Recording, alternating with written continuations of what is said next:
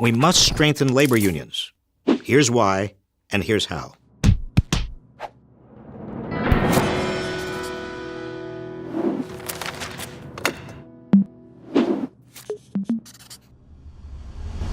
We need stronger unions. 50 years ago, workers joined together to get a bigger share of the economy's gains. Unions not only raised wages, but also improved working conditions for everyone. Pressed for legal protections, like the 40-hour work week and worker safety, and thereby strengthened the economy overall. In the big picture, as union membership has weakened from more than a third of all private sector workers belonging to unions in the 1950s to fewer than 7% today, that decline has mirrored almost exactly the decline of the middle class.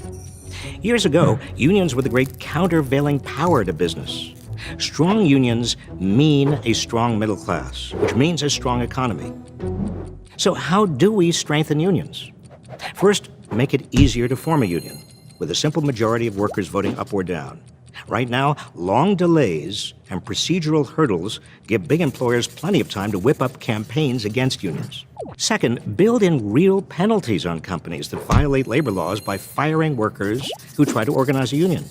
Nowadays, the worst that can happen is employers have to repay lost wages to the workers they fire. Finally, and this has been in the news a lot lately, if you remember only one thing, remember this: we must enact a federal law that overturns so-called state right-to-work laws.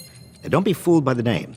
It's a backdoor to destroying unions. If no one pays dues, unions have no resources to organize, and that means lower wages and the loss of other worker protections. In fact, wages in right-to-work states are lower than wages in non-right-to-work states by an average of about $6,000 a year. Workers in right-to-work states are also less likely to have employer-sponsored health insurance and pension coverage. And the lowering tide pulls down all the boats. All workers in states with right-to-work laws, those in unions or not, are worse off. American workers need a union to bargain on their behalf, including low-wage workers in big-box retail stores and fast food chains. If we want working Americans to get a fair share of the gains from economic growth, they must be able to unionize.